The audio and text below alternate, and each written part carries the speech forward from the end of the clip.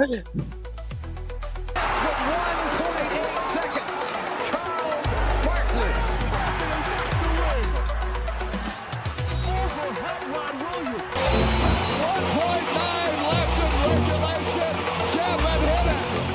up ahead, look out. Hello, Amari Stoudemire elevates and detonates.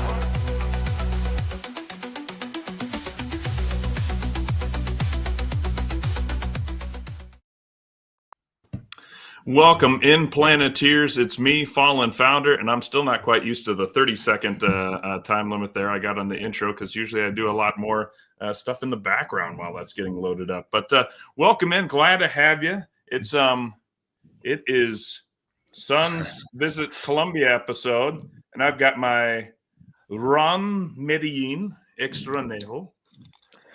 Isn't it morning there, Jake? Yeah, you drink it is, because that's why I'm putting it in coffee, so I don't try and pass out during the show. There we go. We'll see if that was a good decision or not. But after last night's game, I feel like it's warranted. I feel like it's deserved. Let's give that a nice stir. Hey, Joker with the 30-20-20 game, first in history, right? Not yeah, and we're a part of it. Against the Suns, right? Yeah, of course. Yeah, we're part of it. And we wanted to, obviously, if you couldn't hear Bruce laughing for that 1 second shot, all right, as we kicked off, he was loving seeing King Nacho back in the chat, letting us know that Bradley Beal is here to stay, our favorite player and our favorite contract, the best contract in the NBA. As was it? I almost called him Ben Simmons. Bruce Simmons. What's his name? Something Simmons. I'm over it. But guys, welcome in. Let's start with Kevin. The thriller from Manila, the Philippine zone. Kevin, salute. How we doing, Kev? Doing well, thank you, Jake, for the introduction. And what's up, fellas in the chat? Matt, of course, King Nacho. Shout out to you for starting the chat as early as now, and Michael P, JC, of course, and all of you guys. Thank you very much. You don't have to read everybody's name off. Just trying to appreciate this isn't an Oscars award. I'd also like to thank the Academy. No, Bruce out in Boston. He has a chance to go to the Lakers Celtics game tonight. But what's the problem there, Bruce? Why aren't you going? Well, the tickets are near almost $600 to just get in the door. So that would be a very tall task. I think it would be cheaper to fly to Phoenix and back than to go to the game tonight. So that's kind of the tough decision there. But do want to give a good shout out to everyone in the chat. My boy Josh Crampton Folks will be in here as well. And welcome Leo onto the channel. Thank you for coming on, man. And absolutely the guest of the week, Colombia Zone. Say hi to the folks, Leo. Let them know what's going on in Medellin. Hello, guys. Thank you for having me here. I'm kind of scared, I have to say it, because this is my first time ever, even in Spanish. I have never done this before. I thought you got scared because of me. No, not because of you, man. This is kind of scary a little bit, but let's do it. Hello, guys. Hello from Colombia. I have here my coffee. It doesn't have rum like yours. Well, no. It's too early, but I agree with you that based on last night's loss, we should be drinking something. Well, that's the attitude we like to have. And I got to say, gosh, we have been really cruising South America now. Since we launched this show, we have met with Suns fans, I should say, in Chile, of course, our very own Juan Carlos Araneda. No apologies if I butchered that accent there, Juan Carlos. And then, of course, we did Argentina last week. We've done Uruguay. We've done Paraguay. Let's see. Am I missing anyone? I don't think so. You're missing me. South America. Sorry. No. Go. Come back with your geography lesson there, Kevin. Where did you think? What do you think was that in South America? I'm going to close my laptop and I'll see you guys next week. Well, we've got some more room to go. We got to get. You know what? I should reach out to Leandro Barbosa, see if he'd come on, get a little Brazilian blur, because I feel like anything that could take me back to that era of Suns basketball would be about 1,000,000 times more fun than the product we're watching nowadays, which has been nothing but disappointment with how much has gone into this team to try and make it good, and they just can't seem to get it going. So no worries, Leo. I'm sure this will go well. I mean, for the most part, we're just complaining about a team that has, continued to not inspire its fan base. That's right, Suns fans. We went 1-2 on the week, which unfortunately all three of us got it wrong. We thought we'd lose every game, but we were able to get that win against the Clippers, and I immediately saw my phone got the alert the next day. Suns fans boo, and Kevin Durant responds. I'm like, he won't respond the next time that happens, though. I thought it was a one and done, and I was right. Although I momentarily thought to myself, when we were going to overtime against the Nuggets, I thought, wait a minute, 2 back-to-back wins against quality teams in the playoffs. This could be the turning point. And then we lost, so I quickly got over that. But what about you guys, real quick? Did you think that had we beat the Nuggets, would you have fooled yourselves into thinking that there's a hope on the horizon? Well, for real, those are two quality teams. If we would have beaten Denver, but I would like to see them win against like a young physical team such as the Oklahoma City, the barometer, as we say. The Celtics, of course, their kryptonite has been definitely the rugged teams. Let's say, OKC I've mentioned. Even the Rockets are really rugged this season. So, but we were wrong. Rugged. Yeah. I'm used to hearing the more athletic, younger teams, but I like it. I'm going to start just calling them rugged moving forward. Maybe this is like a generational thing. Like, how do they play? Really fast? No, really rugged. I like that. Sounds grittier. Sounds nice. Bruce, what about you? Would you have been convinced the Suns had turned a corner if we were able to secure that win last night? No. So for the Suns, to put it blank and simple, if they're gonna make the play-in, they're gonna have to play the Thunder because they're gonna be the 8th seed. So they have to beat the Thunder if they want to prove me anything. Yeah. And I mean, I'll be happy if they make the playoffs. That's not me like hating. I want them to make the playoffs. I want them to continue to push. I want them to do all this stuff. But these wins need to come now, and we've been saying that for 2 months now at this point, and they're still not coming. So it's just kind of tough to kind of get over that hump. I feel that we can win games here and there, but I don't know if it's going to consistently build enough. I mean, it's just a team up mentality. Got to put the work in, get better overall as a team, communicate more. We'll be there. Leo, if we hit the playoffs tomorrow and we were in a 7-game series against the Thunder, how many wins do you think the Suns get? I am a fan with a lot of hopes, to be honest. And I am always going to expect to win, but being honest and realistic, probably 2 tops. I'd be impressed if we get 2. Yeah, me too. I think we'd win 1. I think there would be like a Kevin Durant explosion game, or a Devin Booker just goes off game. But I don't think they would ever be able to put it together enough to grab 2 at this point. That's how functional and yet dysfunctional this team looks. But let's kick it off right. The beginning of this week for us started with the Suns against the Timberwolves, where the Suns put in a competitive bout, only to lose 116-98. So only 18 points. That's not bad for us. In fact, we were actually up 6 in the first quarter at the end of the first quarter. So not a bad swing. And then, of course, the second quarter, Wolves got a little bit more into it. And then in the second half, which has been the Suns' kryptonite, especially that third quarter, the Timberwolves just said, okay, we're going to give the ball to Anthony Edwards, and we know that everyone else is going to defensively be on you and disrupt your offensive weapons, and we'll just let Edwards just destroy you because you guys don't play defense. That was my kind of main takeaways. Anthony Edwards did score 44 points leading the Timberwolves. Kevin Durant was the main responder there for the Suns with 26 points. He also chipped in 10 rebounds. Hey, Bull got 11 rebounds in this game. Bradley Beal, 18, Booker, 17. Let's start with Bruce on this one. Bruce, how much do you hate the Timberwolves now? I mean, I don't necessarily hate the Timberwolves, but okay, how much do you hate Anthony Edwards' face?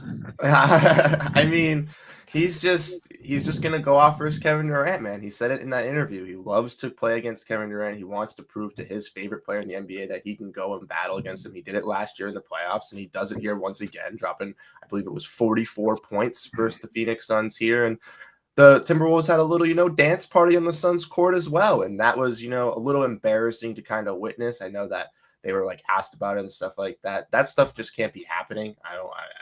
Yeah. So no, go ahead. That's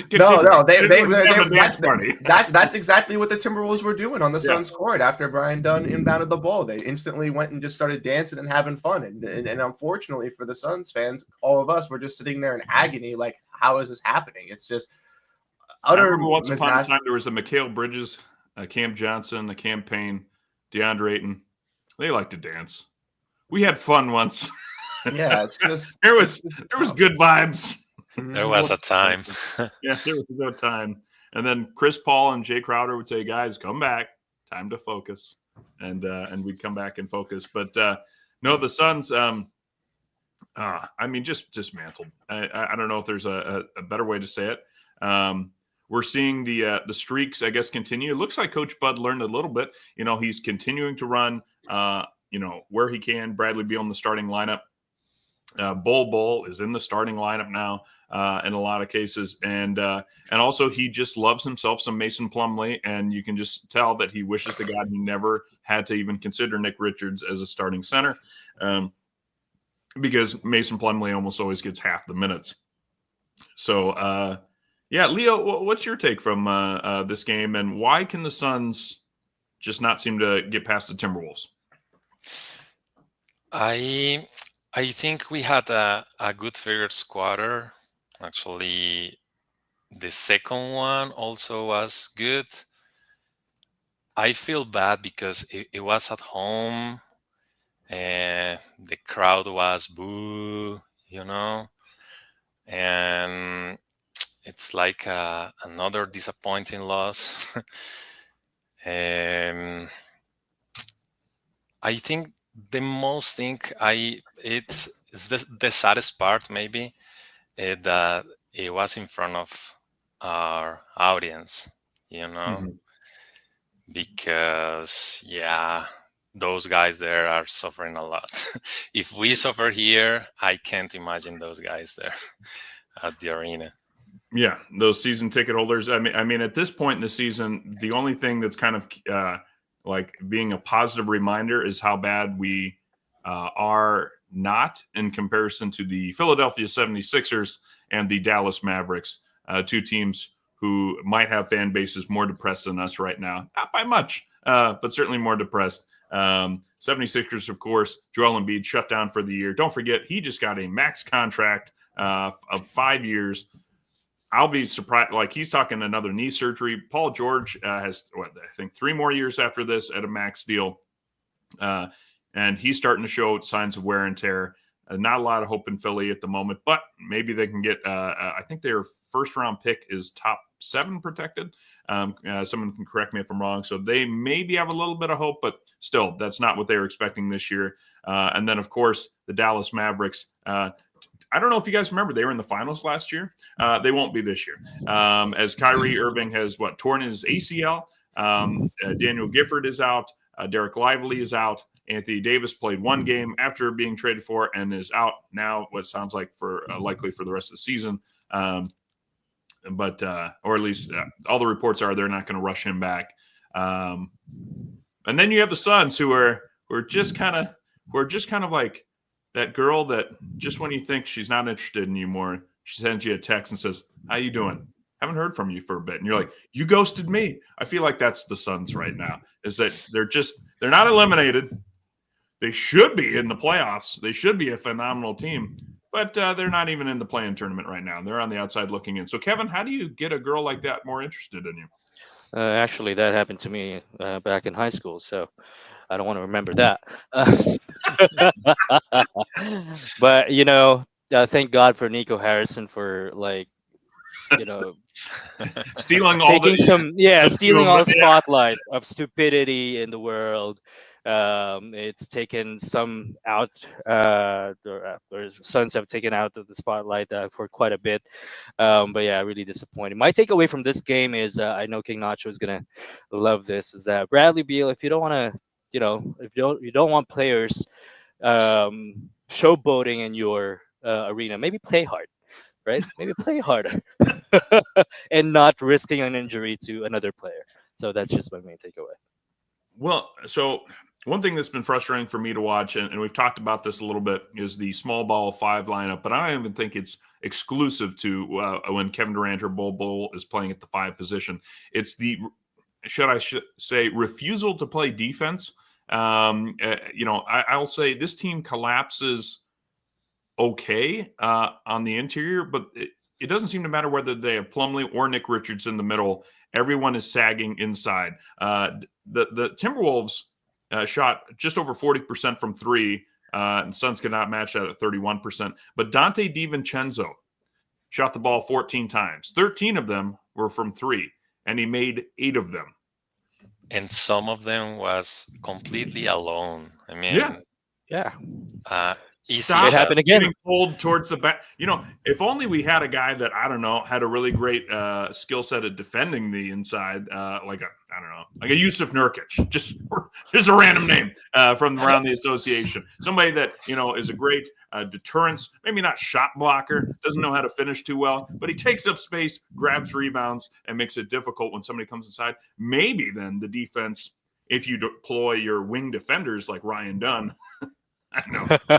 Why would we do that? But maybe then you can play on the outside where almost half the shots are being shot now anyway, and just allow that to happen. And I don't know. I mean, I know Yusuf was a little slow laterally when things get inside, but I would rather – I don't know. This is going to sound nerdy of me, but I've realized NBA 2K was set up to kind of teach me this moment, which is let somebody dunk on you. Let somebody get a layup if it's a fast break. Go guard the 3, because if you say, I'm going to go run and defend the basket, even in the video game, they're like, we'll kick it out to the open shooter that's also running down the court, and that 3 will go in, and you'll learn your lesson that way. Suns haven't. We do not like to guard the 3-point line. We don't like to guard in general. But yeah. I feel like we shouldn't have let Dante hit 3. Or hit 8 of them. I feel like that's Actually, it happened there last night as well with Aaron Gordon. And look at the game with the Clippers with Bogdan Bogdanovic as well. Every player that plays against this Suns team, the Suns defense is so atrocious, and compared to a Timberwolves team also, which is at one of the better defensive teams in the NBA, it's just a complete utter mismatch when they're playing hard on both sides of the floor, and the Suns, like we were saying, can't even step up to the 3-pointer to even contest a shot on a player that's a good 3-point shooter. I don't know if it's their laziness on their defense. I don't know if it's on the player part. I don't know if it's on the scheme, if it's on the coaching with Coach Bud. I don't know what really is to blame it on. It could be a party of both if you really wanted to, but it's just kind of just not even comparison to Suns defense. And I know that the numbers like team wise are bottom 10 at least in basically every category, or if not bottom 5, because they just don't have it. And they don't, like you said, they don't play the players that can play that defense either. They sit on the bench. Mm-hmm. Yeah, I think the theme for the whole season is, sorry, Jake.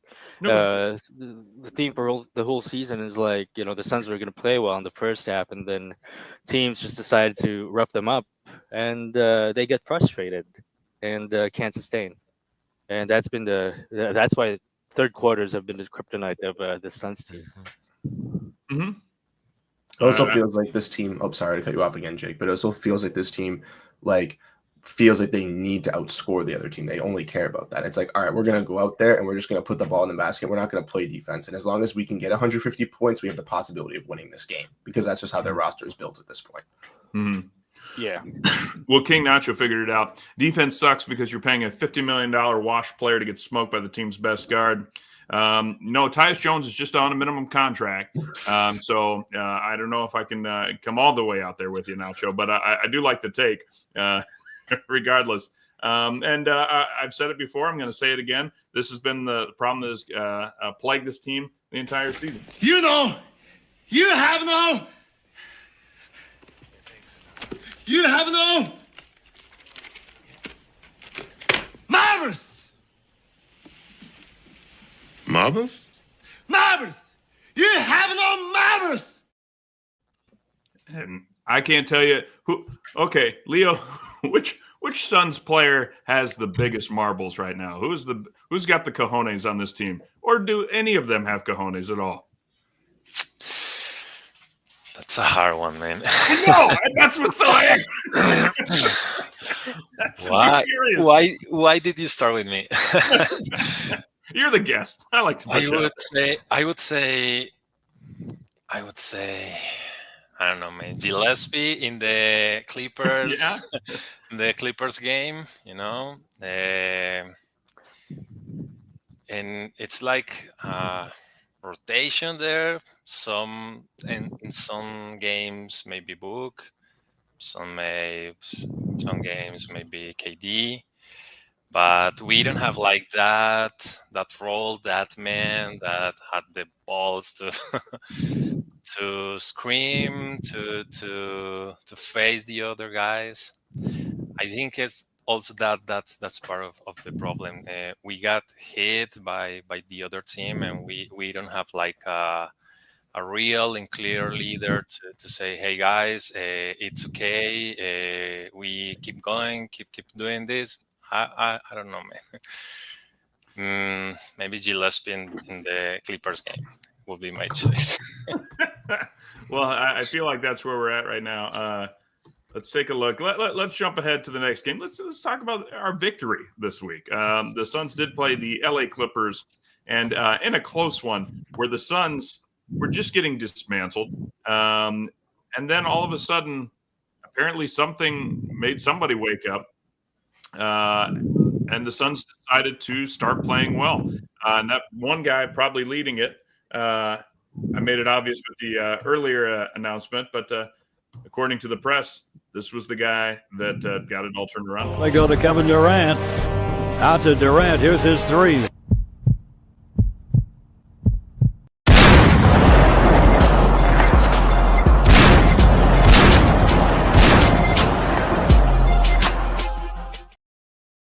Yes, the easy money sniper leading the Suns with 34 points, 7 rebounds, 4 assists, got a couple of blocks and a steal in there as well.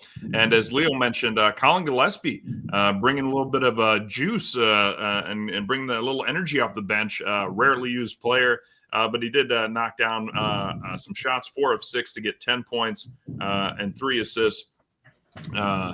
And then let's see, Devin Booker chipped in 17, Nick Richards 16. This was, as King Nacho probably cheered, a game where Bradley Beal actually got injured and changed the record on that one, right, Nacho? But he did play 14 minutes, finished with 0 points before he had tweaked his calf. The Clippers, on the other hand, led by who other than Ivica Zubac, and with 35 points because if we're giving up 3-point shots in the last game, why not just allow a center that just seems to always have his way? And that's Zubac with us. 35 points, 10 rebounds. Kawhi Leonard and James Harden both chipped in 21 apiece. So it was we actually guarded the 3-point line a little bit. Maybe not against Bogdanovich really, but the Clippers only shot 26.7% from 3. That might have been the difference why the Suns were able to come away with it. We momentarily disrupted that perimeter shooting. But let's do quick takes on this. Kev, you thought as soon as we won this that the season was better, right? No. I remember tweeting. Actually, I stopped watching around the third quarter when I thought, all the games lost. And then I tweeted out after the game that if this doesn't ignite something from this team, I don't know what will. And until now, I don't know what will. So still, I mean, I'd be convinced that the season is turning around if they can actually stay within the game the whole game, right, or the whole time, and not be down like 2023 and to have to mount a comeback every time. So, main takeaway, we got lucky. As you said, the perimeter shooting of LA Clippers just atrocious, I should say. And yeah, I mean, I think that's the only way that we're gonna get the upcoming wins. If we still have some wins on our way, is if the, you know, if the opponents shoot, at a bad or a worse percentage than us. Well, And and also, this is, go sorry, ahead, Jake, Leah. Yeah. I was going to add something.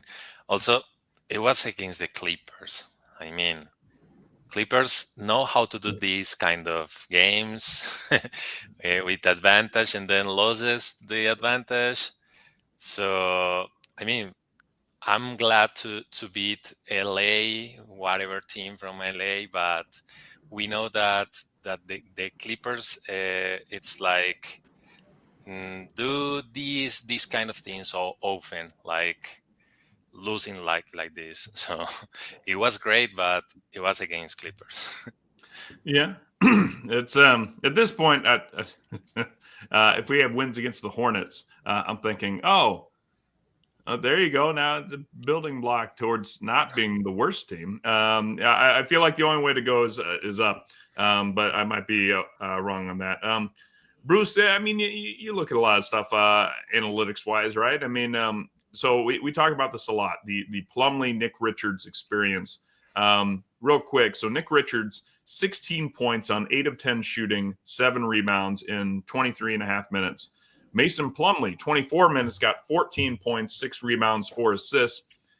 Nick Richards, minus 16 overall for his plus minus. Mason Plumlee, plus 19.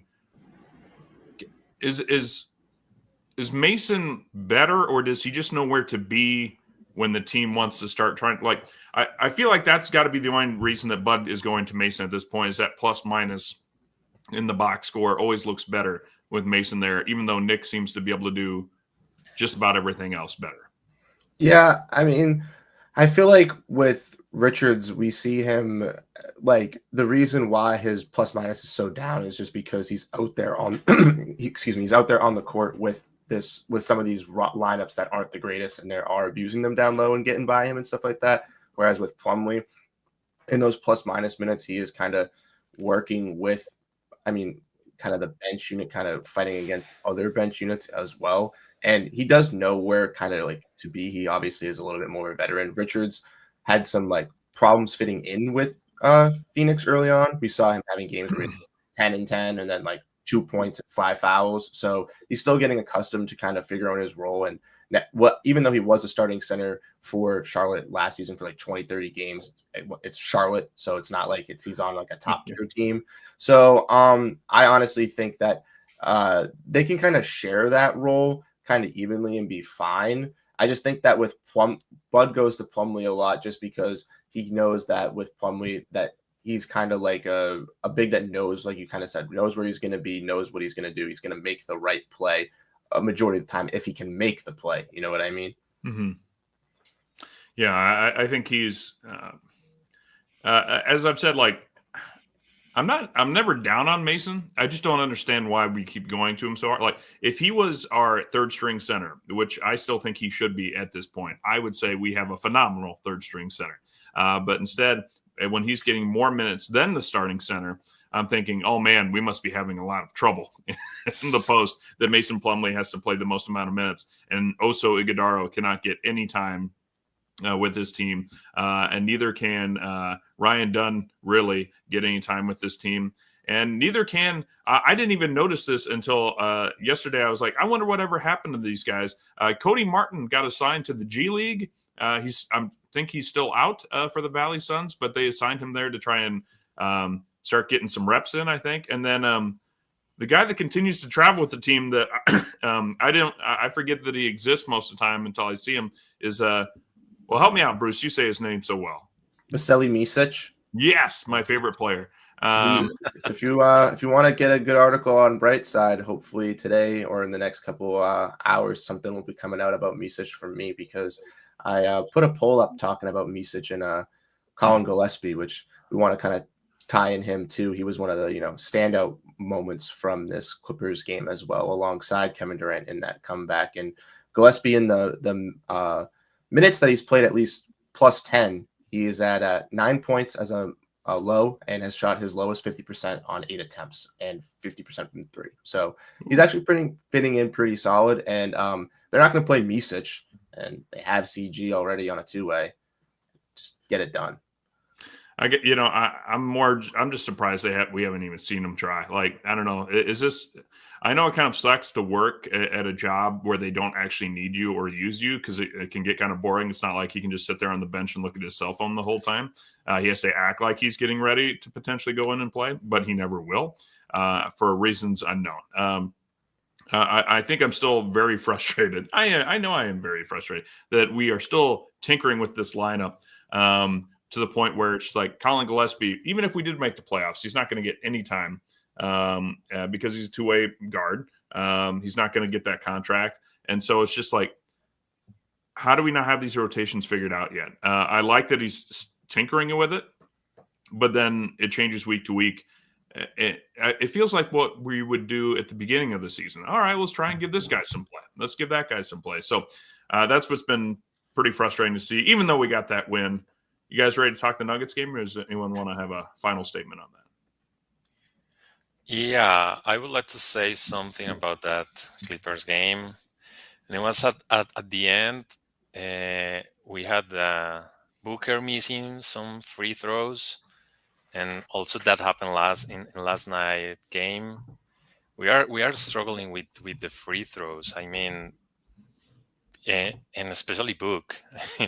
If you say, I don't know, Plumlee is missing free throws, I say, well, he's not an specialist, but Book's free throws or Allen's free throws from last night, it's like, man, I don't know. We should work on that. just do one of those. Everyone has to make 100 before they leave the gym. Yeah. No, yeah, and they always come in the worst moments too. But we did play the Denver Nuggets last night. We came up short in overtime, losing 149 to 141. Bradley Beal back in the starting lineup to King Nacho's dismay. But I don't know. Beal seemed okay until overtime. He did have 11 points, 9 assists, 0 turnovers. I'll take that with this team and how much turnovers have plagued them. I'll take that every day. But the Suns were led by Devin Booker, who definitely heard Leo's concerns about free throws. He had 34 points and went 9 of 9 from the free throw line in this game. And Kevin Durant chipped in 29 as well. But as was mentioned, Nikola Jokic, 31 points, 21 rebounds, 22 assists, 3 steals as well. Why not? Absolutely. Throw it in there. The Joker is a phenomenal player. Aaron Gordon, a guy that I would leave open for threes, knocked down 7 of 10 from three-point line. Clearly, I would have been punished in this game. But the Nuggets were able to get the win.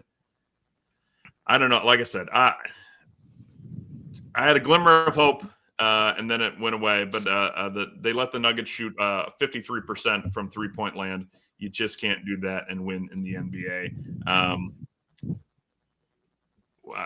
Leo, what do you think? I mean, was it just another realization that this team can't compete with the big dogs? I have a sense to say something that I have in my mind first, that there's always a guy on fire against us. I mean, in last night was Gordon. I recall, for example, some game in Toronto, and they were shooting and making every 3-point shot. I'm talking about Boucher. Not Boucher, yeah, Chris Boucher. Yeah, and I don't know. That's kind of frustrated like that. And I also feel bad that every milestone that that book achieves is with a loss. I mean, he got yesterday 16K points, right? And a loss. When he became the most point in Suns history, a loss. The 70 point in Boston, a loss. I mean, that's hard, man.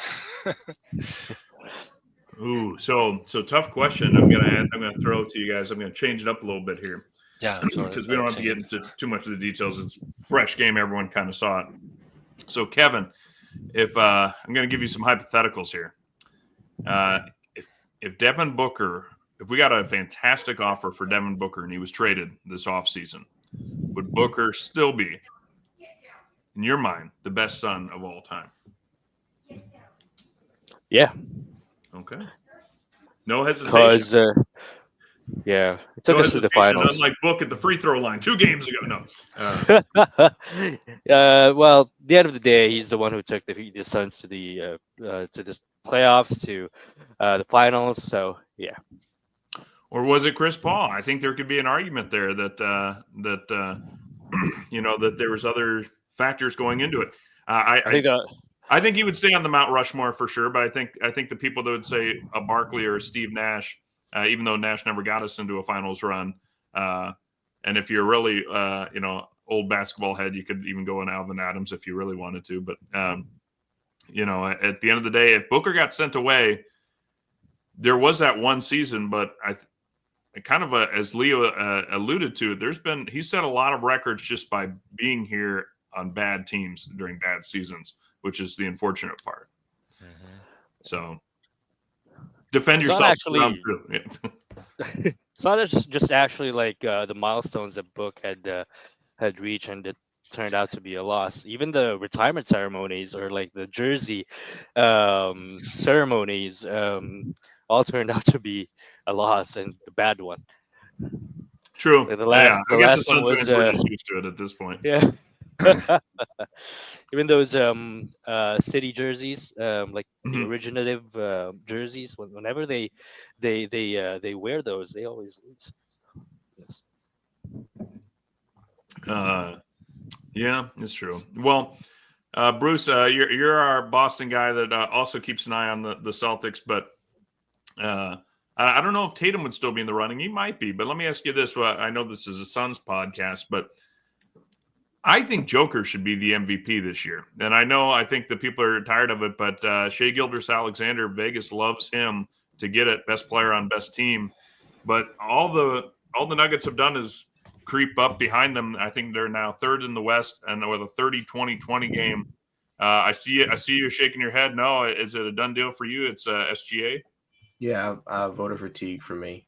I always will be in that category. I think that Shea Gilgeous-Alexander was the runner-up last year. He's the best one. He might not be the best player in the NBA, because I do think that Nikola Jokic is the best player in the NBA. But I think this season, for leading a 49-win team and a team that has had injuries with Chet Holmgren, and a team that has had some offensive slulls if their three-point shooting isn't there and they rely on Shea, if Jalen Williams isn't their secondary scorer, I do believe that he deserves it. Nikola Jokic, unfortunately, just doesn't have the star power around him, I think, with the team. And you could argue that that's why he deserves the MVP, because he's the most valuable player. If you take Jokic off of the Nuggets and if you take Shea Gilgeous-Alexander off the Thunder, I do believe that the Thunder would be a better team than the Denver Nuggets. But I think when you look at it in the grand scheme of things, Shea Gilgeous-Alexander deserves it.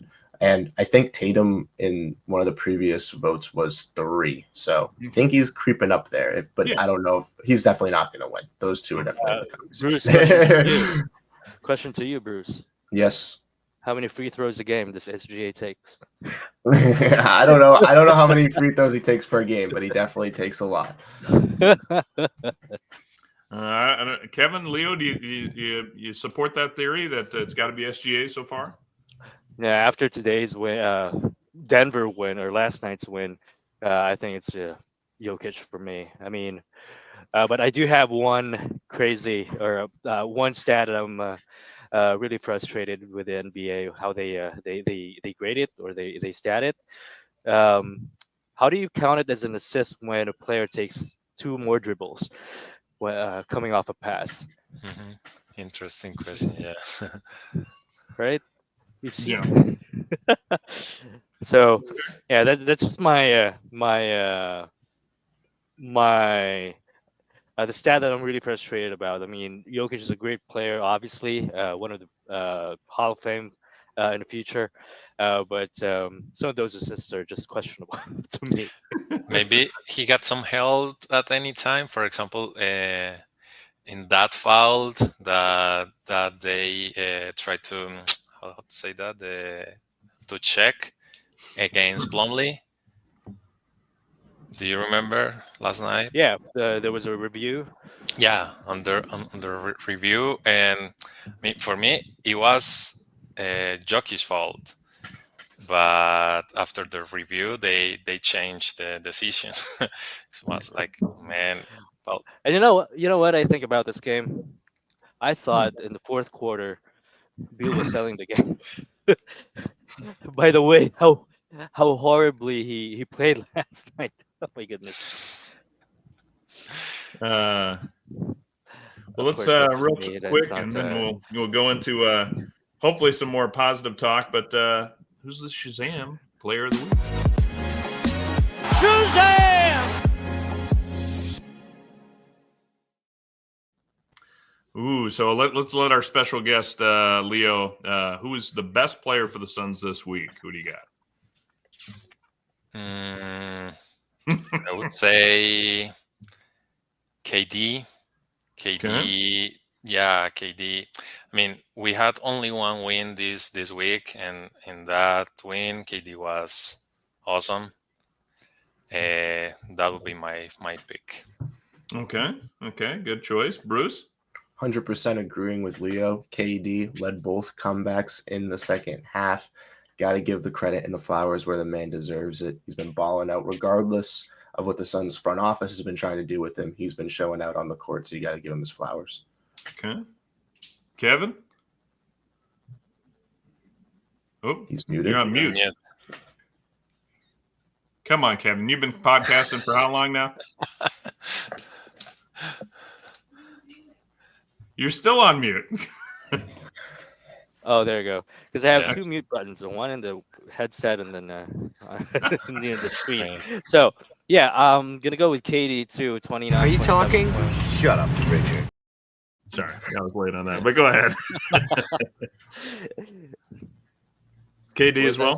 KD, yeah, 29.7 points a game, and leading the comeback against the Clippers and the game tying to force it to OT last night from a pass from Book. But Booker had a phenomenal game last night. He's one of the leaders who of the team in that failed comeback. But it's KD. Okay. And I'm going to go with Colin Gillespie shooting 60% from three for the week. And yes, this is actually kind of an insult because the guy only played. Well, he did get actually in all three games, but combined, he had less than 20 minutes played across the three games. But that's how disappointed I am with this team. That the only guy that seems to be worth talking about is Colin Gillespie at the moment because of how frustrating this team has been. Gentlemen, let's invite Mr. Leo to the club. Let's get a drink. What's the name of that nightclub of yours again? You talking about the Boom Boom Room? Yeah, the Boom Boom Room. That's it. Yeah.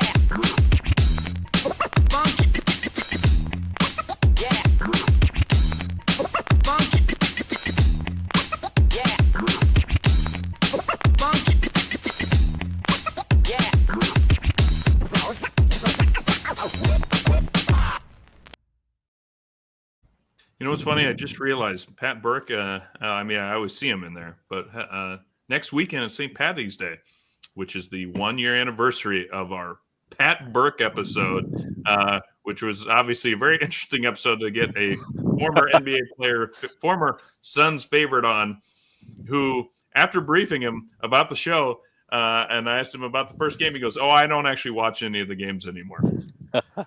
So we had to speed right into talking about Ireland real fast on that episode, but Oh, that kind of it was a reminds fun me one that regardless. my anniversary is coming up. Well, see, I'm glad that Pat Burke can help remind you of your anniversary. For sure. That's a positive thing. I'm sure the missus loves that. All right. Hopefully this is the right one. Let's hit it.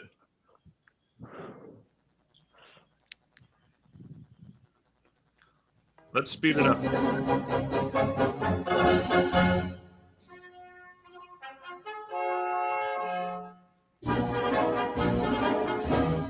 Should I sing?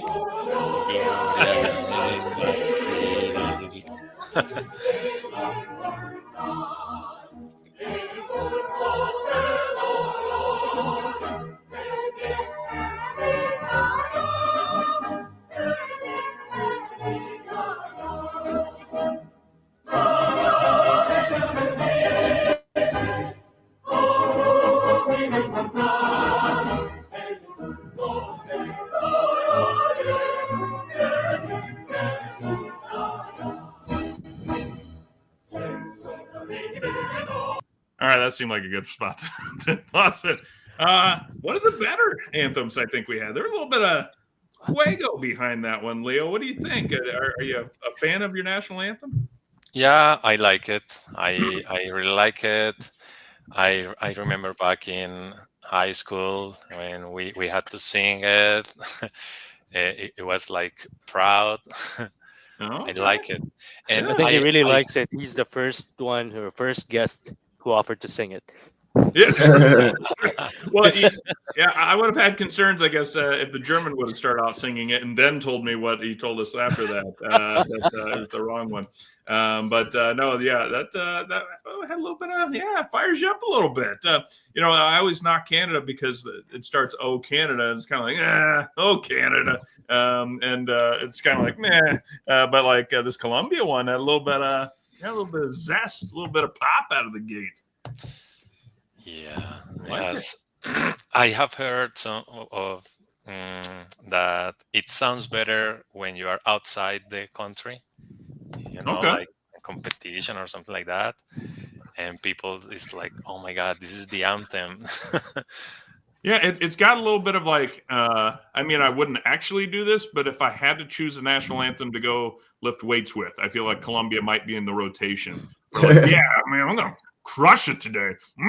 Let's go. Let's go. Again, oh, Canada, I would be like, all right, I'm going to walk on the treadmill for a little bit maybe and call it a workout. But yeah, no, that's a good one. So, Leo, Medellin's own. Why are you a Suns fan? Man, I started to watch NBA late in my life. I was around my 19s or 20s. And I started in the season 2009, 2010.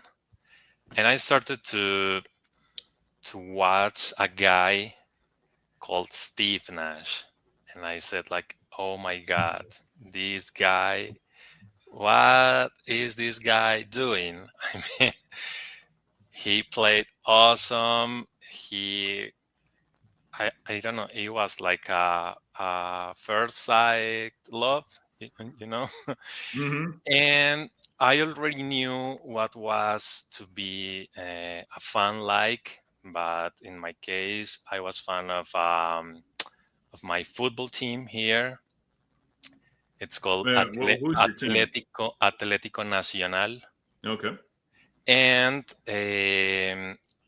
I started to find some similarities between the fandom of my team and the people of Phoenix. A lot of passion, a lot of loud in the arena, commitment to the team and what the team represents to the city of Phoenix, to I think to the state, and something clicked. something clicked on my mind, and I said, "Man, this gotta be my team." And it's a little bit fun because the Phoenix Suns doesn't share colors with my team here. My team here is green. It will be more similar to Boston, but I don't know. I saw Steve Nash playing. I saw that team with Amare, with Dudley, with Channing Frye, with Barbosa, with Grant Hill. Those guys defeat the San Antonio in the semifinals. They lost to the Lakers. The, the Lakers 4-2, if I am not mistaken. But I was already a fan. Mhm. I was already a fan, but I didn't know was the horrible seasons after that. We had like 10 years, Yeah, but the decade of despair. yeah, but the love was already there, and that's kind of my story. But I have like an inner joke, and I say that I am the only Suns fan in Colombia. I really hope I am not. Eh, if you guys out there are Suns fan in Colombia, please reach me out. But during some time, I felt alone. I mean, like I don't have anybody to share my feelings and something like that. And I met once a guy that you had in the show, the Huaco. I met Joaco via Twitter or something like that. He invited me to a WhatsApp chat, and he said something like, "Hey, we have here some other Suns fans. If you like to join." And we are some guys from Latin America. Some of them are from Argentina. You already met Enzo in Uruguay. Of course, JC in Chile, and I am part of that chat.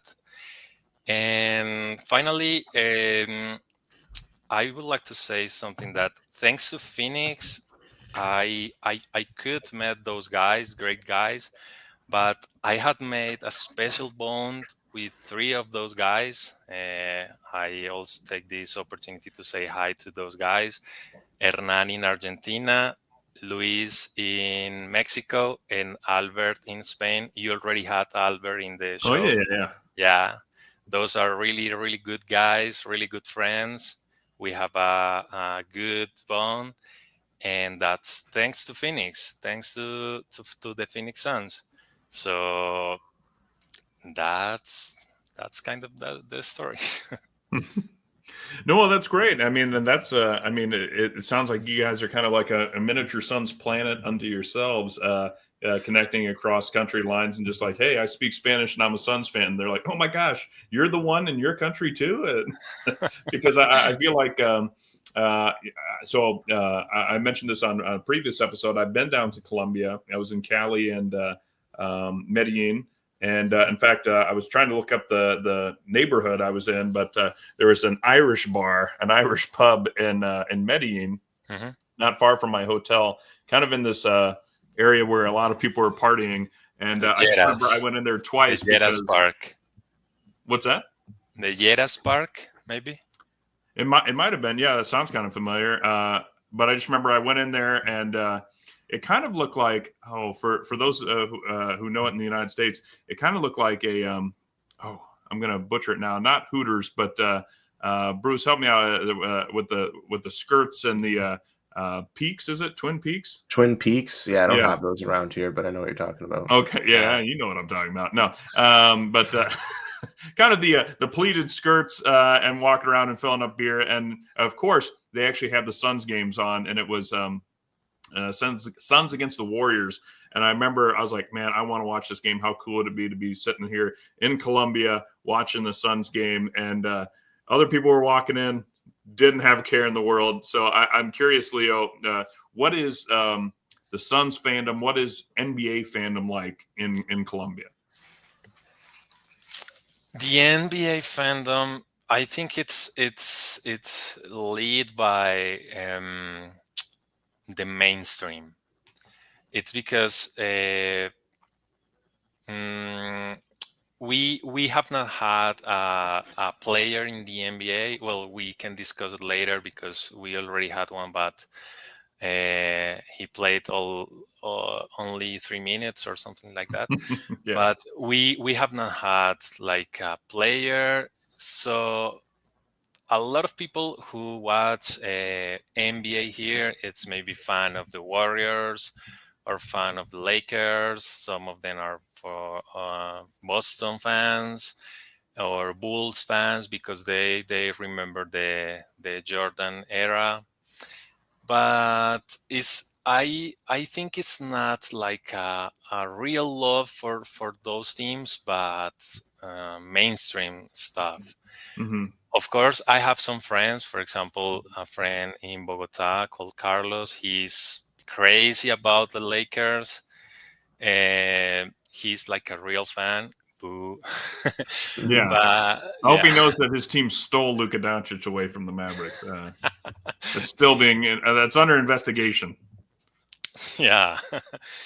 But yeah, I think the fandom is it's on trendings. It's Okay. mainstream. It's not like a real love for team. Right. So if you see somebody walking around with like a Lakers cap or a Boston Celtics or Warriors cap, are you like, "Hey, man, Los Suns," and they're like, "Do they Yeah, play? Do they play basketball? Who are they?" yeah.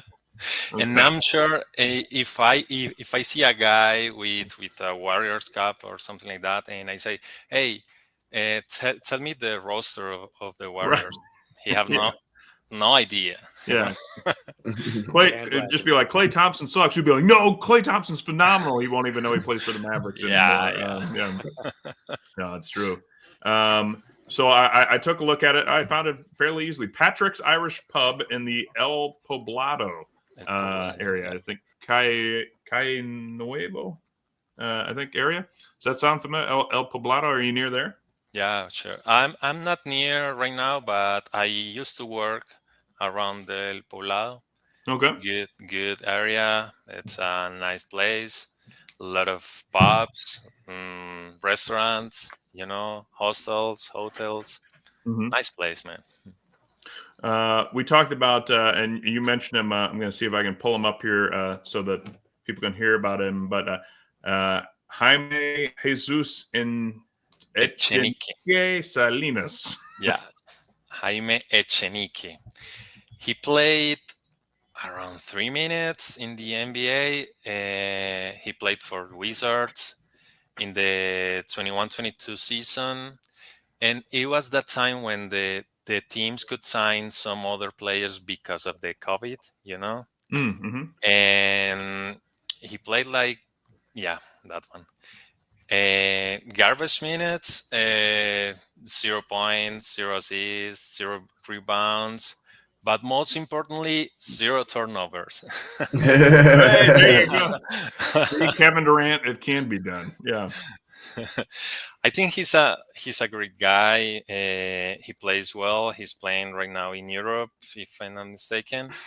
He's a center. King Nacho, of course. That's hilarious. Nacho has made hating Bradley Beal his entire NBA identity at this point.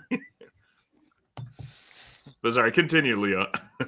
And Jaime is great player, so dominant in his position, but I'm not sure if he's an NBA level or an NBA player.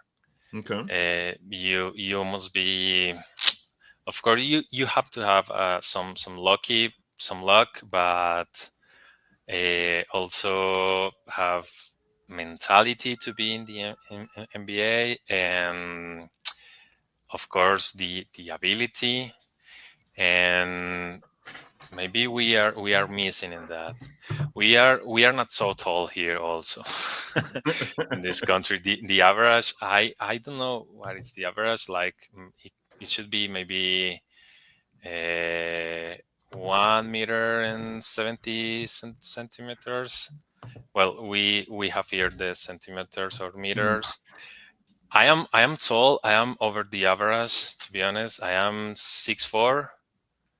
Oh yeah. Yeah. So this should have been you, basically. You should have been in the NBA for Colombia. Man, no. That should be wow. No, but for example, Echenique is taller than me, Okay. but he couldn't make it. I was gonna say I like that the first images that pop up don't show him playing at all. There's one of him moving on the court, but yeah, the rest are just kind of standard like pose pictures. Does Colombia have a national team, like basketball? Yeah, Colombia have a national team. He's already they are already participating. Well, it was like a FIBA tournament. I know you guys maybe are not so engaged to FIBA, but they were playing the qualifiers for the AmeriCup, and they qualified for the AmeriCup. I actually have over here the jersey, the Colombian jersey. Ooh, nice. Ooh. Maybe over here. Yeah, that's a nice cut. Yeah, it's nice. It's and who is Ortiz? Sounds Ortiz. like a boxer. Okay, yeah, Stalin Ortiz. Yeah, his guy. Ortiz. Okay. His guy was a player, and he's alive, but he's not in the Colombian team. But I really liked his game, his commitment to the team, because we had terrible teams back in time, and he was also like the face of that team. So high respect to Ortiz. Well, you still have a terrible team right now, so. Well, it's Leo. Would you say that basketball's become? I mean, you said the Colombians so far kind of were just interested in the trends, the popular teams at the moment. But do you think that there's more interest, or is it growing in Colombia, or is it just like no, football is life, and basketball is just kind of an afterthought for the country still? It's kind of sad because most of the resources here are destinated to football. And I said it's sad because we don't have good results in football as a team. I mean, our biggest goal in team was in football was winning the AmeriCup, and that was on the 2000. I mean, 25 years ago, you know.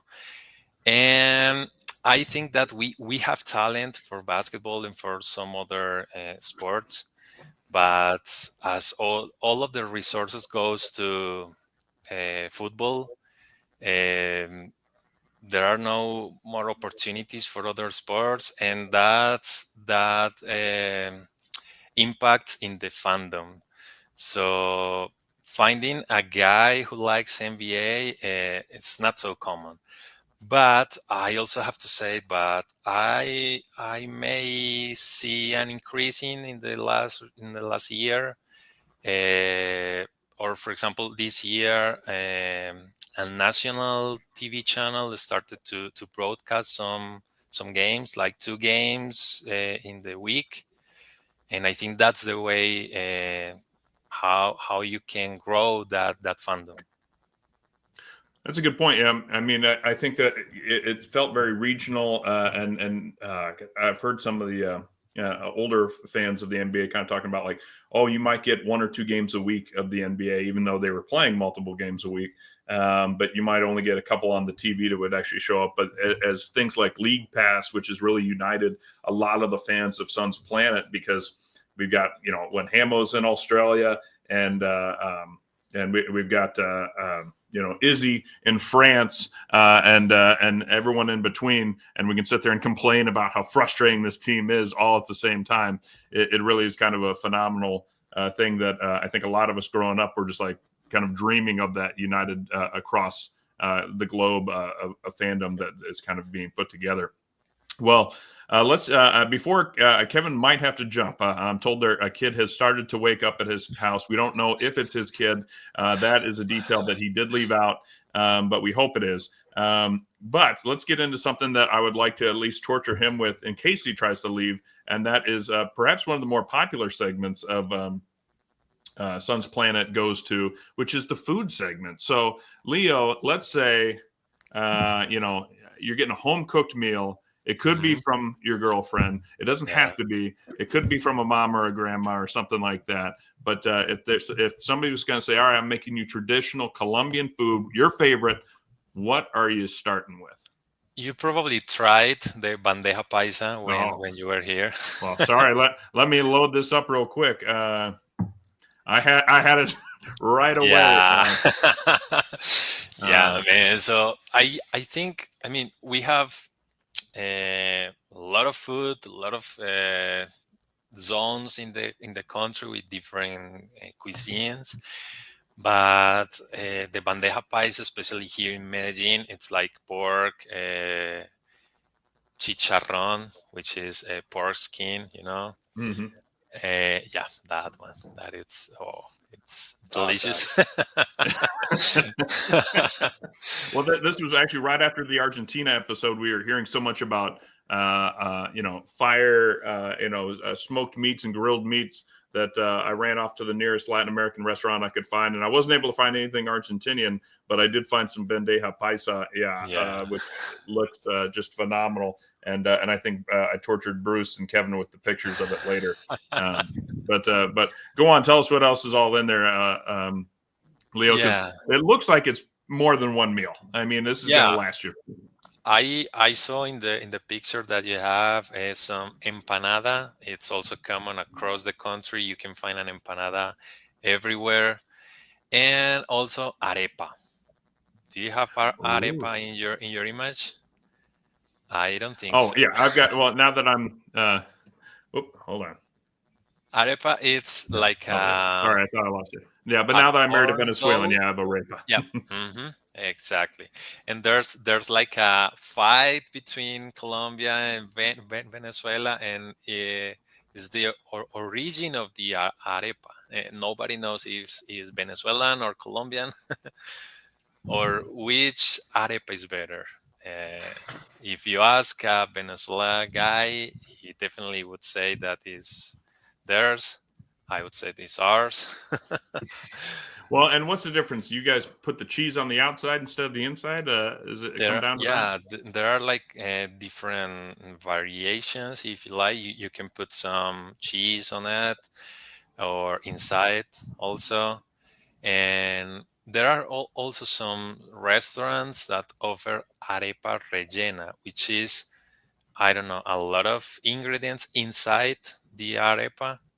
So chicharrón, some meat, mushrooms. Well, a lot of things. What that you can imagine can be inside the arepa. So it's also a good option to try here.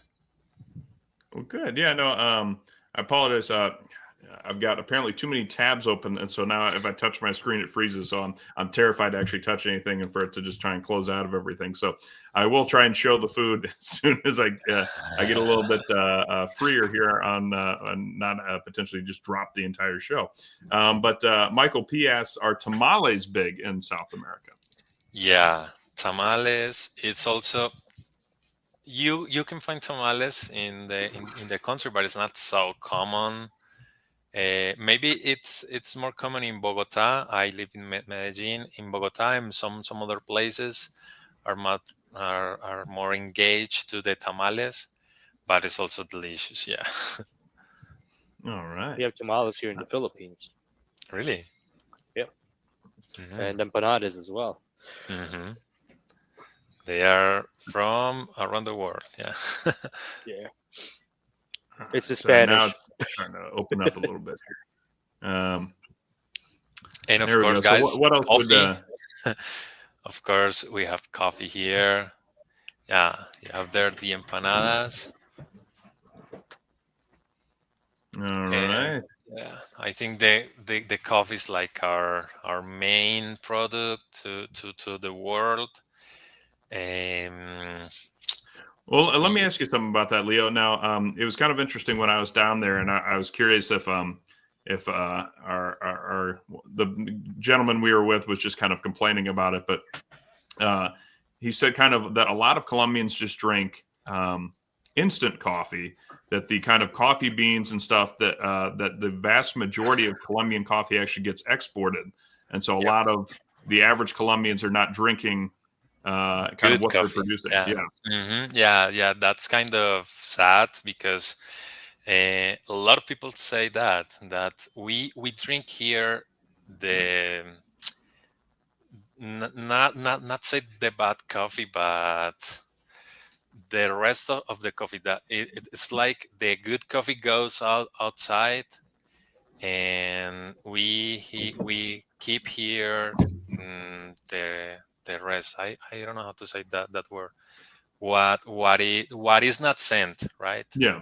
What is not sent there, we drink that, and we also have some instant coffee. It's not so good. I don't like it, but recently it started like a more coffee culture. It's like, hey, let's try to drink inside good coffee, not bad coffee. Mhm. So a lot of little farmers, little coffee farmers started to produce that good coffee and to send it here Mhm. inside. So yeah, I think we started to drink good coffee. Okay, yeah, turning it around a little bit. Yeah. I like that. Well, it's kind of like me in the Midwest. You know, it's always funny when I get out to places like a Boston, for example, where I was at last October, not long after I met Bruce on this show. But I for work, the guys were like, "Well, let's go out for a nice steak dinner," and I saw that the beef was from the Midwest, and they were charging like $100 US for a steak dinner out in Boston because Boston is absurdly expensive for but in the Midwest, I'm like, that's like $20. And they're like, what? And I'm just like, yeah, well, we send you guys stuff, and you guys charge the heck out of it. But I mean, like, when I can go 2 miles north of my town and there's beef cattle there, and pigs and stuff like that, I'm in the breadbasket of the country. So it's I think it's only great news that you guys are going to start kind of utilizing the coffee Yeah. for kind of building a coffee culture there. Well, you talked bandeja paisa, Colombian coffee, arepas, empanadas. Anything else you want to cover? First, I'm reading here that Kev has to go. Oh, don't worry about Kevin. That's so sad, Kev, but He's that's just the warning sign that he shares with us. He probably wants to see another picture before he goes. Hey, Jake, weren't you gonna ask me a question when Justin's here? Since Jay's here. Oh well, yeah. Gosh, nah, I totally dropped it. What were you going to share with us, Kev? Now that Justin is here. No, I was just gonna say that I don't. I'm not sure if it's racist or not, but you can. And I swear to God, my intention is not like Bruce that. is about ready to tap but- out when that statement comes up. Because my friend is Australian, and Aussie Suns fans as well. But the guy shared, or Hamo shared, a video. I told Jake that I never realized that most Aussies are kind of look the same. So I'm not sure if that's racist at all, but that was not my intention. It is. I would say, yeah. It leans, yeah. At best, it leans. It's racist adjacent. But yes, shout out to the Aussie Suns. They'll probably think that's hysterical. Well, Kev, just in case you're about ready to leave. Oh God, everyone loves your scout. Real quick, then, before you leave, Kev, because if you're gonna be the first one out, we got to tease you a little bit. But where geographically is Colombia? Isn't it in Central America? No. She laughed at me. Would you like to? See? Would you like to guess again? No, I couldn't. I couldn't do it without Google. So, Okay. Okay. I leave it to my imagination. Well, no, It's where not a you guys problem. are. It is South America. It is in South Oh, America. South America. Okay. That's what we should do. We should have a "Where in the World" segment for Kevin. Where in the world is our guest host from? So, oh gosh, look, yeah, Justin's backing you up on this here, Kev. So, Thank you. yeah, there you go. Loan to I love that comment. Yeah, exactly. That's unfortunate. Well, Leo, talk to us a little bit more about Colombia. Kind of what's some of the unique cultural things about Colombia that we might not know that Kevin for sure does not know. Man, I think you probably know that we have a bad reputation outside because of Pablo Escobar and everything, the drugs and everything. But I can assure you that we are good people. We are strong people. We of course had a lot of issues in the past. We still have some of them, but we are fighting to move forward, to get the head out of the hole, Mm-hmm. And this is a beautiful country, man. And we have a lot of nature. We have coast in the Caribbean Sea. We have coast in the Pacific Sea. We have mountains. We have deserts. We have a lot of water, a lot of rivers. There was like another campaign in the government that said something like, the risk of visiting Colombia is that you would like to stay. that is the real risk here. So of course we know that we have a lot of problems. We have had issues, but this is a country that is changing. People is strong. People is fighting everything. And if you have the chance, man, don't hesitate and visit us. Yeah, I think another big thing that I would highlight too is the dance culture. I don't know. Do you? I assume you know salsa. Yeah, I mean, the birthplace of salsa. I right? know what salsa is. I don't know how to dance. Thank you. Because it's I get teased all the time for being with Venezuelan and not knowing any Latin dancing. But Cali, birthplace of salsa. Sorry, before you go on, I must leave. Thank you very much, guys, and pleasure to have you today as well. Okay, Kevin, real quick. You get to stay on for me to tease Bruce real quick because I'll transition to that real quick. But on Sun's Planet, we're always trying to help Bruce have a nice party and a good time. So, Leo, if you're going to tell Leo where to go in Colombia and what to do, let us know so that we can help our young man, introduce him around, maybe meet a nice lady or two. I would say, of course, Medellin. I live in Medellin. This is a great city. It's the second city in the country. But you are not to regret if you visit other places. We have, as I said, we have coast in the Caribbean. We have coast in the Pacific. You can see here whales in some time of the year. We have an island called San Andres, which is called the Sea of the Seven Colors. It's a beautiful place. I knew that was going to pop up. Yeah. And can married people go there too? There you go. I'm gonna go. Bye, guys. Thanks, Kev. Thank you. And also, you can go to Cali as Jake went. I'll be honest though, when I went to Cali, I noticed there was not nearly as many tourists as there are in Medellin, Bogota, and then what's the coastal city with the colorful houses? Cartagena. Cartagena, thank you. Mm-hmm. I felt a little bit like a duck out of water in Cali. where a lot of the locals were like, "Why did you come here?" No, Cali is a great city. It's a good city. Of course, it may be not so touristical as others, but Cali is great, a good city, and it's the capital of salsa. Like the Mhm. dance. So And how important would it be that Bruce knows how to dance at all? I can dance pretty decently. Ooh. if it doesn't matter if you don't know how to dance because they would teach you there. Yeah, so Okay. That's all I need. Just an extra boost. It mhm. this is a little bit more intense dancing. I'll say that. Yeah. I mean, that's all like on stage and performance. Like you don't have to do that, Bruce. But you can. No, yeah. That's interesting. Well, so I have to ask you, Leo.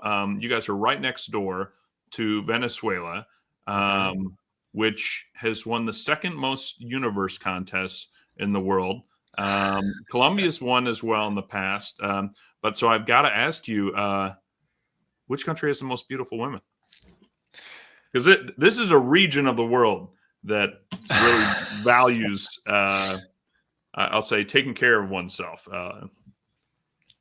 That question and the one before about the arepa, the origin of the arepa could start a war. Yeah. Man, I would say Colombians, definitely. Okay. I know that the Miss Universe contest has the Venezuelas on the top, but yeah, arepa. That's all Yeah, of the no, I'll switch it varieties. up here.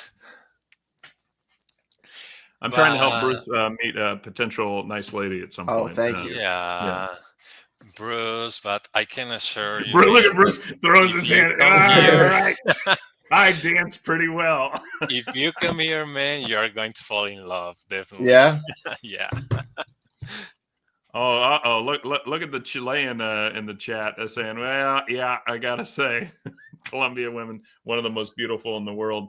And of course, the many of the U.S. citizens know a lot of Sofia Vergara and from her time here on American television. So, yes, Josh Kremp, yes, says he's excited about Sofia.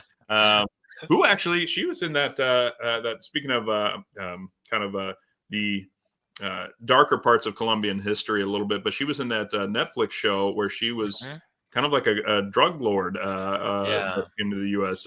She played that part pretty well, I think. She was in a role. I don't recall the name of Look at that Nacho. lady. None for Bradley Beal, though, I'm sure. But she was like the first couple of drugs,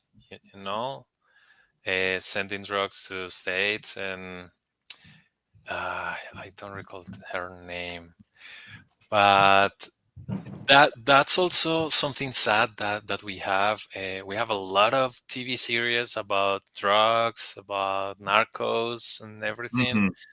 And I may understand that they are trying to show some part of the history and everything, but in some point, those series are damage our image because Mm.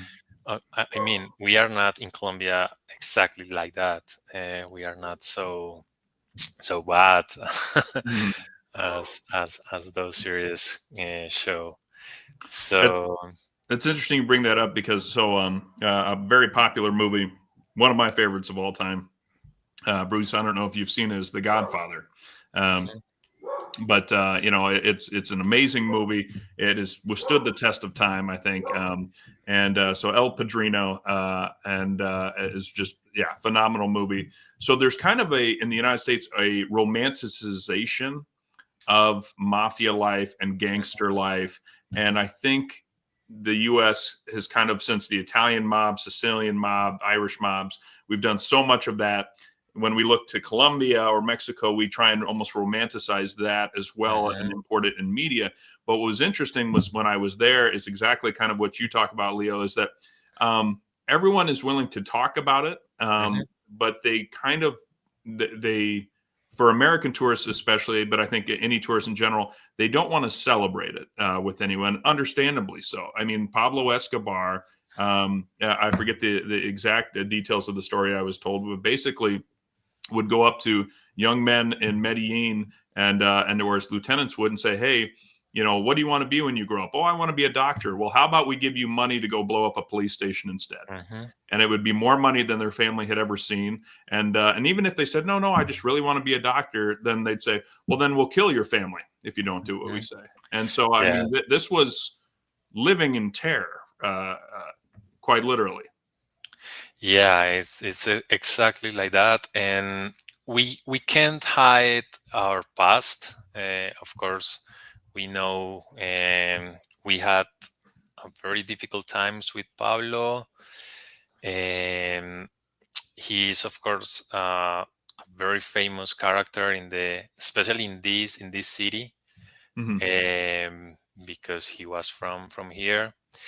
And there's still some people that support him, kind of almost like a exactly. Robin Hood, right? I was going to say that because he did good things for some people. I mean, he built some houses for poor people. He used to give food or something like that.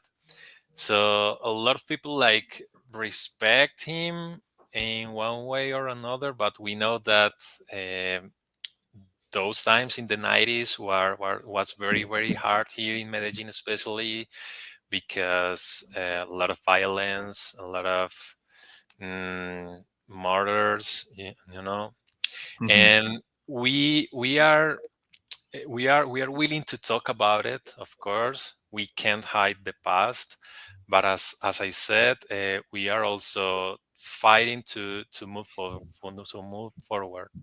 to try to be recognized outside, not as the drug dealers, not as I don't know if I can say the words of the drugs here in this show. Don't worry, we don't make money on this. Oh, okay. So yeah, you're not going to demonetize our YouTube that we don't make. Okay, we don't want to be recognized outside because of the cocaine or the drugs or so.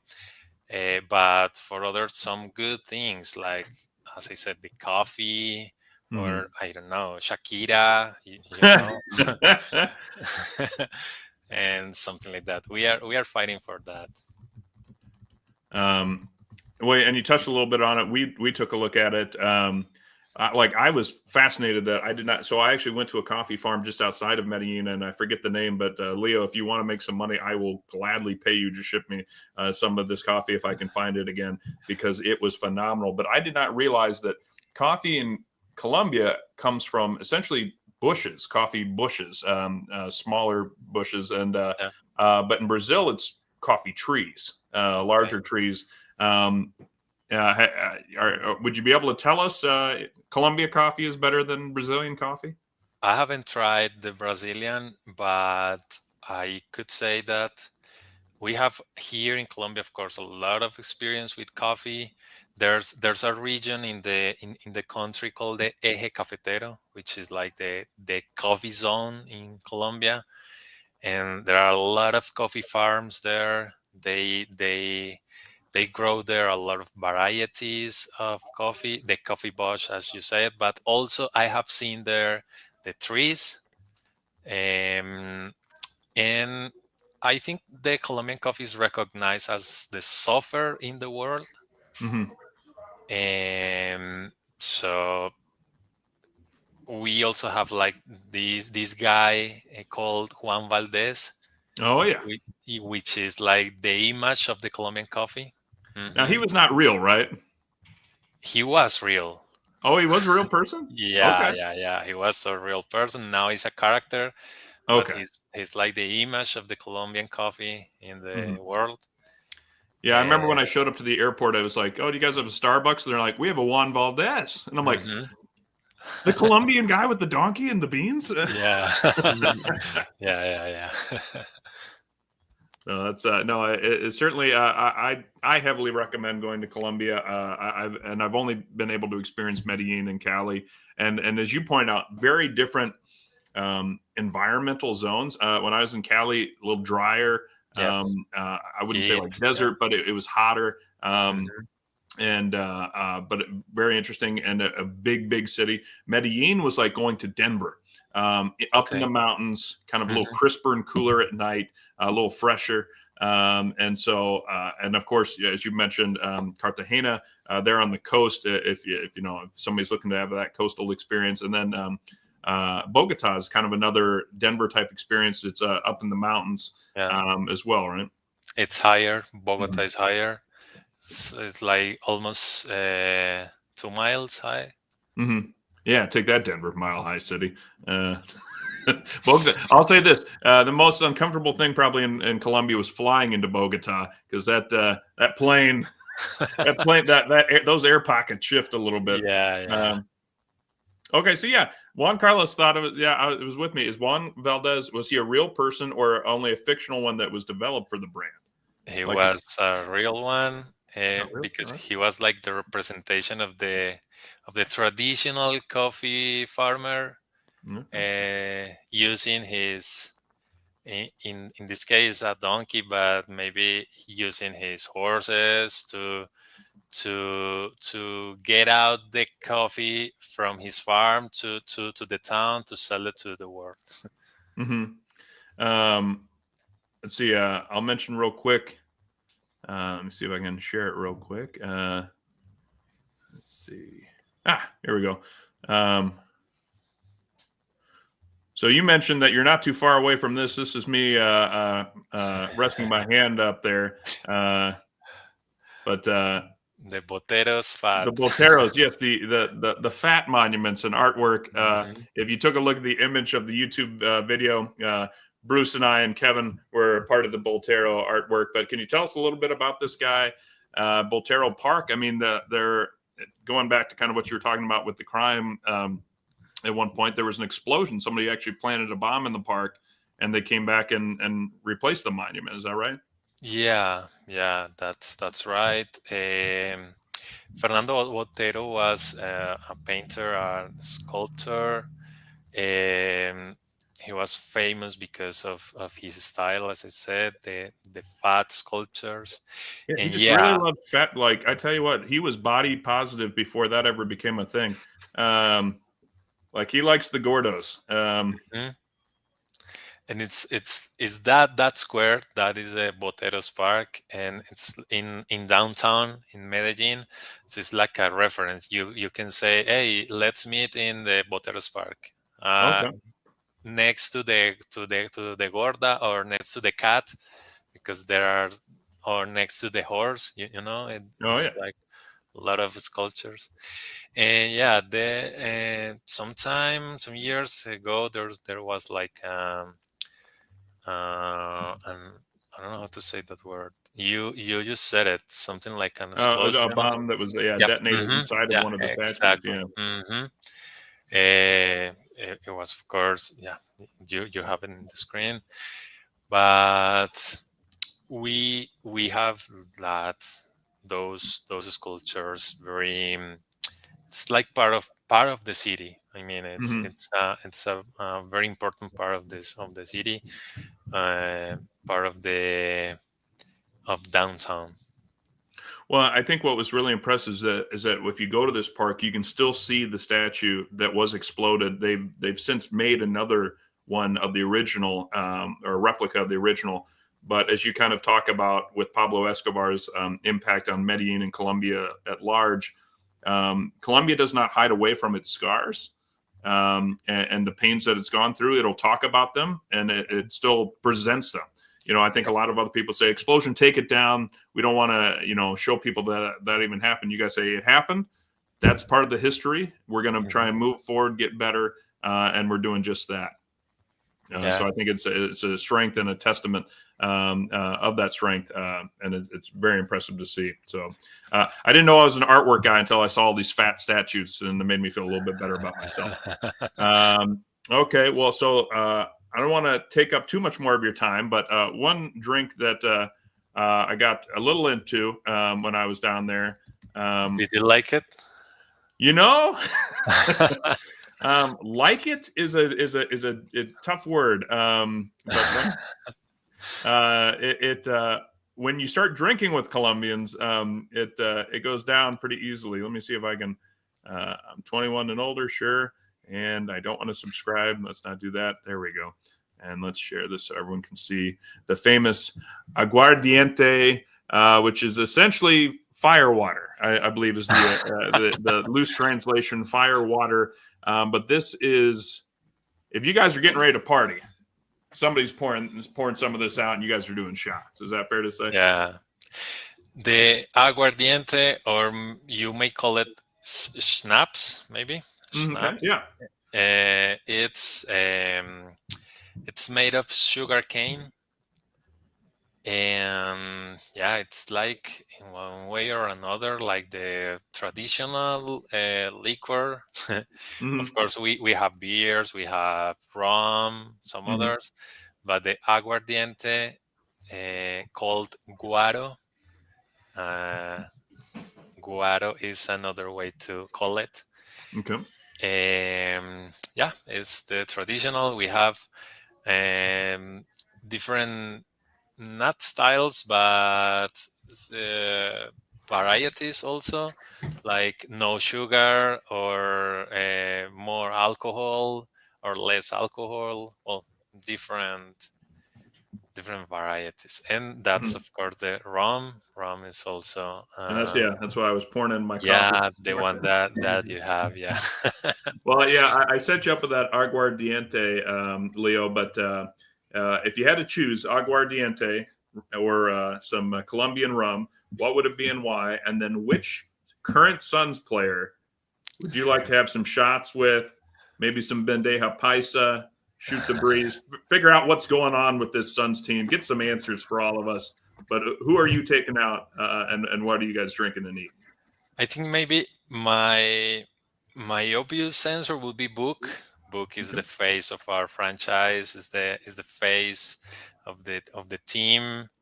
It's in my t-shirt right now. Yeah. But I think it would be very interesting to see Bol having some shots. Can you imagine Bol a little bit? I wonder if it would just take him a couple, or would it still take him a lot just because of how big he is? Yeah, you're right. Oh my gosh! Maybe with him, if he fell, I mean, it would take 10 minutes for him to fall. Yeah. So what would you be drinking though? The rum or the aguardiente? I would invite them aguardiente and maybe rum, but not ron Medellin, but ron Viejo de Caldas. Okay. Another brand of ron. I think it's a little bit better, but definitely my pick would be aguardiente for Volvo. Okay, with football, I like it. All right. Well, Bruce, how about you, man? You got any questions you want to learn about Colombia? So I had one kind of like quick thing to ask about, which revolving around the soccer world, because the last time that I watched Colombia was when they were in the World Cup a couple of years ago, when I think it was the 2010 or 2014 team, I believe it was. So have they been good since then? Because I haven't really been paying attention to. And how is the outlook for the next World Cup for Colombia? Well, as I said, the biggest accomplishment or the biggest goal in Colombian football was the America Cup in the 20s, in the 2000s, sorry, and nothing else. We have participated in the World Cup. The last one, we didn't qualify for the last one, the Qatar one. But before that, it was Russia, right? We qualified for Russia, America World Cup, and we fell in quarterfinals, if I'm not mistaken. I think we have a good team. Thinking on the next World Cup, in the qualifiers we are third or fourth, and for South America the qualified are 5. So we are on the way. That's good. At least that's good. Yeah. Well, okay. So real quick too, King Nacho wants to know: are there nachos in Colombia? And look, I want you to take a note, Leo, how he spelled it. Nacho. No, the country. The Colombia. Maybe he was thinking the university. Yeah. It's Colombia, not Colombia. It's like it was also a campaign by the government, because a lot of people made that mistake, like saying Colombia, and a lot of people say it's not Colombia, it's Colombia. Yeah. There you go. There's the t-shirts you can buy. Yeah, a lot of things, t-shirts, memes, No, that's great. Well, guys, we do have let's see, today's the 8th, so we've got Mavericks coming up, followed by the Grizzlies, Houston Rockets, Sacramento Kings, a 4-game lineup before our next episode. Mavericks, Grizzlies, Rockets, Kings. Leo, what do you think we're going to do? What's going to be the record by the time we get on the next show? Maps, Greece, Rockets, and I just lost it too. Kings. Okay. Mavs, Grizzlies, Rockets, Kings. Man. As I said, I am a believer. I really hope that we can get all of them, but being realistic, 1-3. 1-3. Okay. You think probably beat the Mavericks? Because I think they're on life support. Yeah. Mm-hmm. Okay. Bruce, what do you got? I'm going to be a little bit more optimistic. I'm going to go 2-2. I feel like the Mavericks game is a little bit of a walk-in, and I feel like some of these opponents are a little bit easier. Houston's really good on defense, but their offense is lacking. So if the Suns could get by that, maybe they could outscore them. They gave the Grizzlies some good competition in these last 2 contests as well. And the Kings are also a team that have been a team struggling defensively. So maybe if the Suns could get in a good rhythm offensively versus them, I think they have some better matchups than they did this week compared to last week versus the Clippers, Timberwolves, and Nuggets, and they looked pretty good in those games. So I'm a little bit more optimistic. I'm going to say 3-1. I don't have any reason to say that except that I really think we need to beat the Mavericks. But as you point out, we've been able to challenge the Grizzlies, who have just recently broke a losing streak. I think we'll lose to the Rockets, but get a win against the Kings, and then we'll torture ourselves all over again on the next week's episodes. Hey, JC's feeling the positivity. You know what it was? It was Leo talking to us about, challenges in Colombia. You rise up, you talk about the good times, and you lean forward. So let's hope that we're going to do better and better this week. And then let's see here. Hold on. Launch this real quick, just so that because I don't think I weighed in at all. But I'll say Venezuelan women are more attractive because in case my wife wants to watch this episode, because she already said she does. So Venezuelans way more attractive than Colombians. Absolutely, honey. Just want to let you know that. All right. Well, we've got our slate of games. So, Bruce, where can the folks find you?